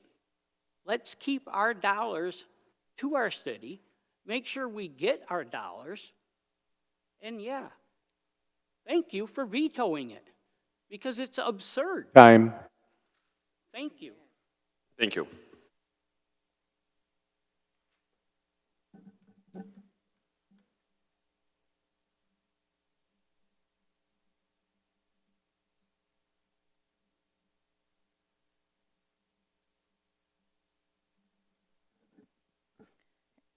Kayla Harper, 809 28th Street. Commissioners, I have a confession to make to you. I'm a Trekkie. I grew up watching Star Trek, but for me, it was never just about starships and alien worlds. It was about possibility. It was about a future where diversity isn't just tolerated, it's celebrated, where curiosity is sacred, empathy is strength, and everyone has value simply because they exist. Those ideals shape the way I see the world and the way I believe the world can be. Those ideals are why you keep seeing me at this podium, meeting after meeting after meeting, because I believe in what I am saying. That's why it hit so hard when, as my mother and I were watching Star Trek Discovery together 2 days ago, I saw the news on Facebook that the educational visas of several international students at Central Michigan University were suddenly terminated by the Department of Homeland Security. No notice, no explanation. The students had broken no laws. The university or the students themselves hadn't even been told. These students were reclassified overnight as illegal immigrants. And it's not just CMU. Hundreds of universities across the United States are reporting the same thing happening. A couple of weeks ago, over 500,000 migrants lost their legal status when Trump revoked protections under the CHNV humanitarian program. These weren't people crossing in secret. They followed every rule. They trusted our country and its process, and they still had the rug pulled out from under them. This administration isn't just deporting undocumented immigrants, it's creating them to inflate those deportation numbers. Trump has threatened to pull funding from universities that allow anti-Trump protests or even just allow students to wear masks. He's targeted Ivy League schools and public campuses alike. He's told overseas suppliers, grant recipients, and even embassy contractors that they must abandon all of their DEI policies or risk losing federal dollars in contracts. These policies are often required by law in the countries that they operate. Every day I look at the news, he's threatening more organizations, more schools, and more municipalities for more reasons. These funding threats are part of a broad strategy of using funding as a weapon to force obedience. Most of you who voted no on this resolution, including the mayor who vetoed it, publicly stated that your decision wasn't based on disagreement with the policy itself, but rather fear. Specifically, fear of funding threats from our president. That's important because it means you understand that this resolution is reasonable.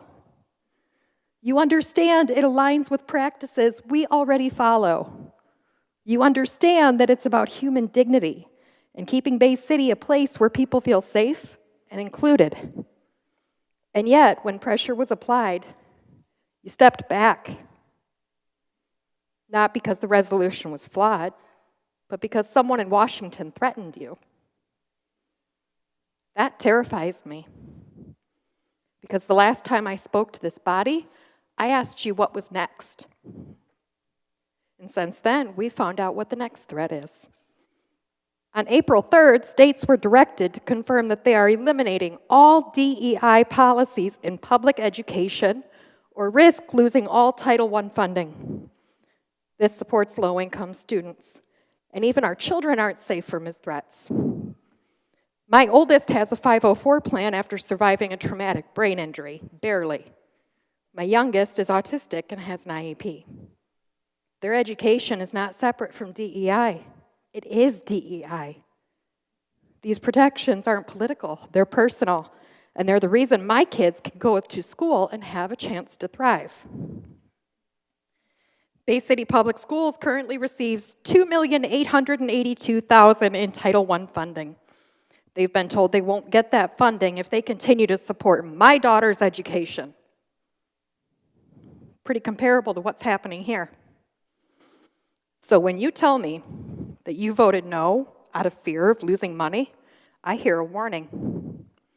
I hear that this administration, that if they decide to come after my kids' education next, and they already have, you'll stand aside if any part of that hits this chamber. You'll weigh my daughter's future against a check. Time. Commissioner Rundberg. Move to provide the speaker 2 more minutes. Commissioner Tenney. Second. Is there any objection? You have 2 more minutes.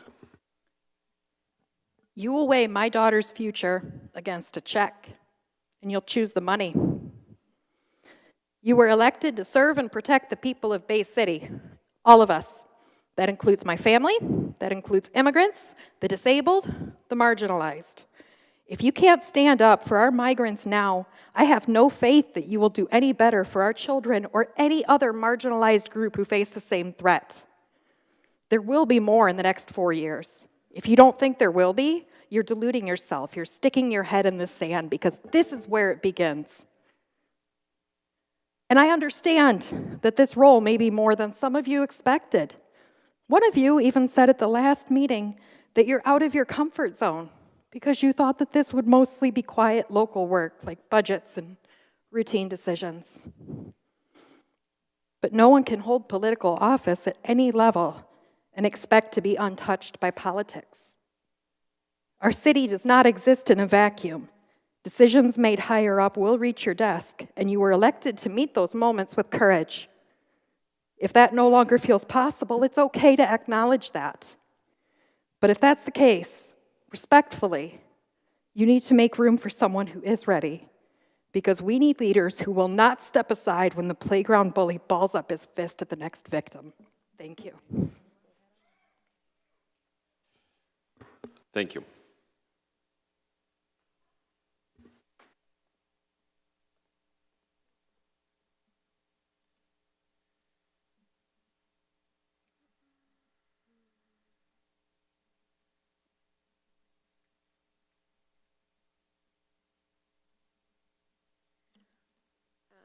Tory Card, 914 Garfield. I found out about the veto at work through a coworker saying to me, "Thank goodness the mayor vetoed the resolution to bus in all the immigrants around America to our city," which was very confusing to me. The misinformation about this resolution is crazy. So of course the people against this bill are afraid when they are being fed things like that. I understand your wishes to protect our grants and our funding to our city, but I think the lives of our immigrants, legal, newly illegal, or even never illegal, they are still people, and their lives are far more important than money. And for those that think this resolution is disrespectful to our police, I don't really understand it. It seems to me that this is just to make sure that they can continue to do what they want and not be forced to deputize for ISIS. That's all I want to say, except that I agree with what someone said earlier, that if not this, then what? And I also agree with what someone from the opposition said, which is to vote with your morals. Thank you. Thank you. All right. We are now into special orders. Will the clerk read the next special order item on the agenda? Special order item 1. The question before commission is, shall Commissioner Rundberg's resolution regarding immigration enforcement vetoed by the mayor be passed notwithstanding such veto? Okay, so is there a motion? There's no motion, it just goes the vote. Up or down vote, yes or no? Yeah, just to make sure, yeah. Just to clarify, a yes vote means you do not agree with the mayor's veto and wish the original action to stand. A no vote means you agree with the mayor's veto and wish it to be sustained. All set, commissioners? Okay, do the roll call. Commissioner Rundberg. Yes. Charlebois.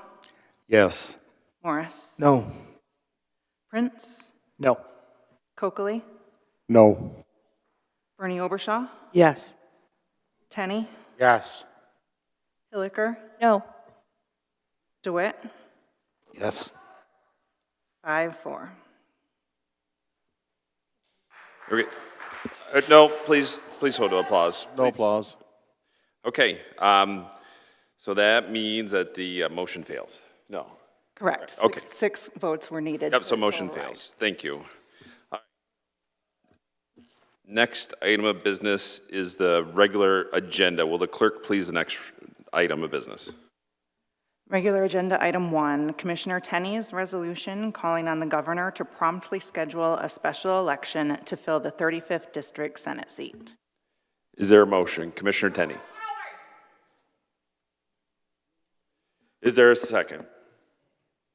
Commissioner Coakley. Second. Any discussion? Commissioner Prince. I'd just like to say I am abstaining from the vote due to a professional conflict of interest. Thank you. Thank you. Any other discussion?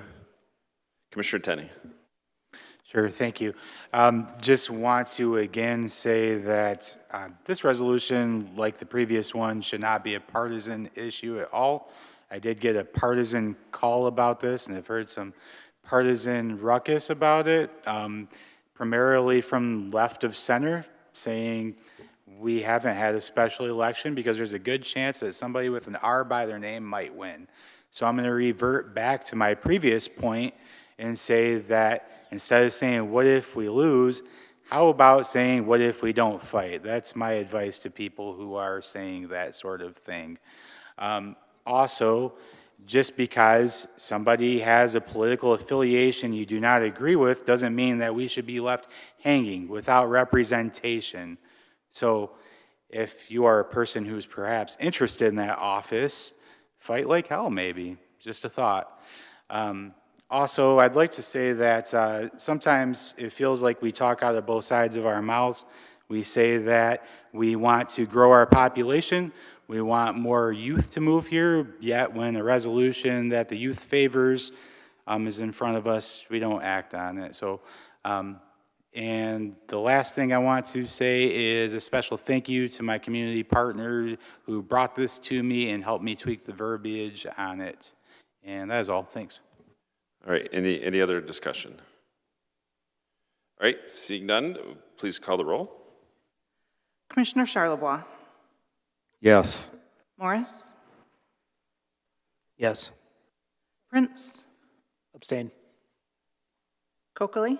Yes. Bernie Obershaw? Yes. Tenney? Yes. Hilliker? Yes. DeWitt? Yes. Runberg? Yes. 8 yes. All right, Madam Clerk, does that complete the items on tonight's agenda? Yes, it does. All right, since everything